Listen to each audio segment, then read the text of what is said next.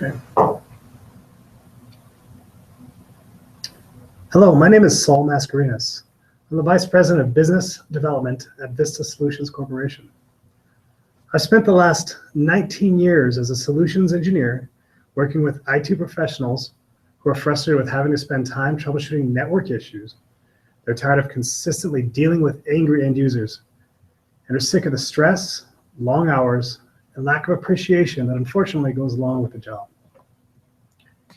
I found that a lot of these conditions are due to the fact that IT professionals are working in highly complex environments. And when the network slows down, quote unquote, network slows down, the cause literally could be a million things.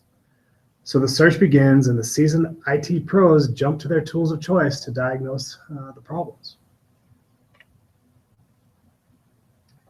So the network is slow. Well, this is typically the opening position of the end user. This is what IT managers usually hear from the customers they serve. The phone rings and complaints of poor performance are immediately attributed to the network.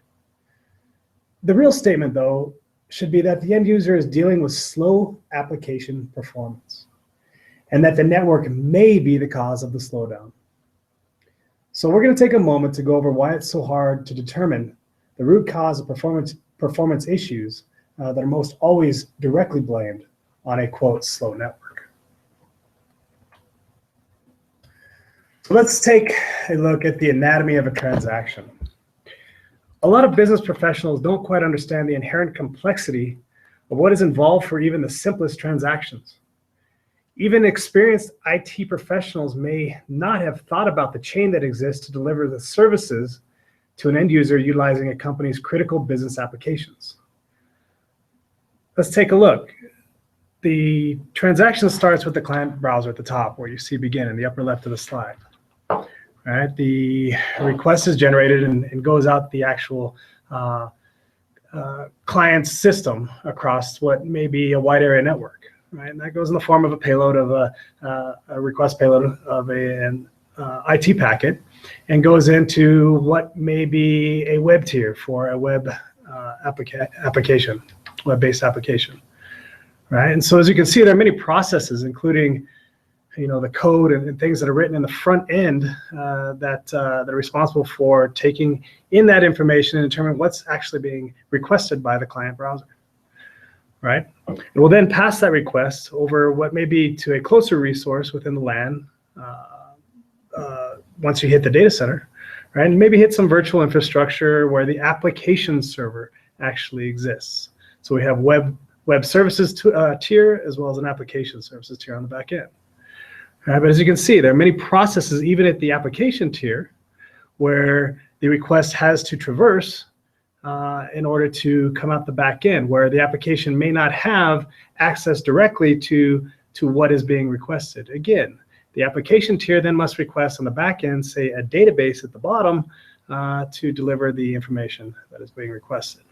So let's say that information comes back, right? We've traversed, as you can see, two different tiers of application servers. We've traversed network infrastructure. We've traversed the NICs on the network interface cards on the servers.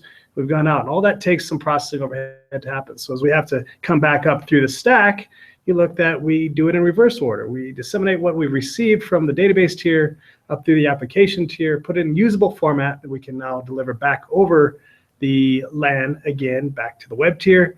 And then we, of course, buffer that information and send it back out to the client to where the whole transaction is completed at the end in the upper right-hand corner.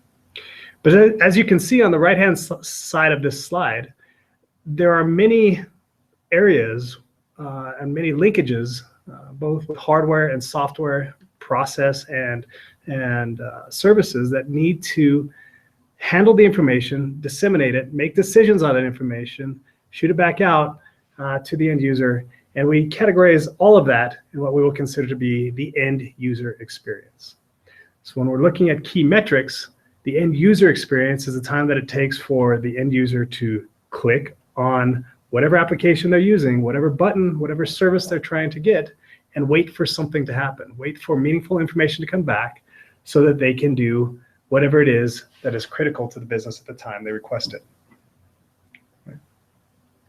And as you can see, there are many areas that can cause diminished transaction performance. A slow WAN link is just one of them. A slow LAN link is just one of them. But those are network infrastructure pieces. And we've been conditioned over the years to just attribute automatically slow networks to be the source of the problems I stated earlier.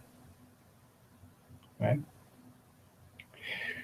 But the real problems that exist are thus. Finger pointing. Every tier within that operation in the anatomy of a transaction has different ownership with different incentives and responsibilities relative to the app. Meaning that you may have a application owner on the whole that has a dotted line around the whole process, but you also have application owners, you have infrastructure owners, you have network engineers, you have software developers. All these people play together and have different ownership and different responsibilities to deliver the service of the app. The problem is that these areas are siloed. Each owner has a favorite tool that provides some insight into the symptom, but there's always limited correlation between the data silos. Each owner is very good at extracting the information they need relative to their responsibility, but tying those pieces together is difficult. So what is the result? We typically end up with lost productivity as a result of inherent troubleshooting and finger pointing. It's not my tool that's showing that we're having diminished performance problems or diminished results from the performance issue that we're trying to troubleshoot, right? So let's look at the bottom line. Truly, why is this such an issue? The bottom line is that the end users are truly IT's end customers, right? So slow apps are directly tied to revenue. If the end users in the business cannot do what it is that the business is designed to do, then certainly it hits the company at the bottom line. And truthfully, not everything is as it seems. We know this to be true. Data without insight can cause issues. A lack of granularity can hide the truth and keep you chasing what we'll call phantoms. So what we see at a typical example here is that if we're looking at CPU utilization that we typically attribute performance issues to on a 15-second granularity, everything looks fine. And this is the danger of looking at averages. Over a 15-second granularity, we see that things are working the way that we'd expect them to under acceptable conditions that will render decent performance on paper. But because we often attribute CPU utilization as a source of diminished performance sometimes, if we look at 1 second granularity, we can see that we're actually hitting 100% CPU utilization intermittently, while at other times we're exhibiting heavy utilization.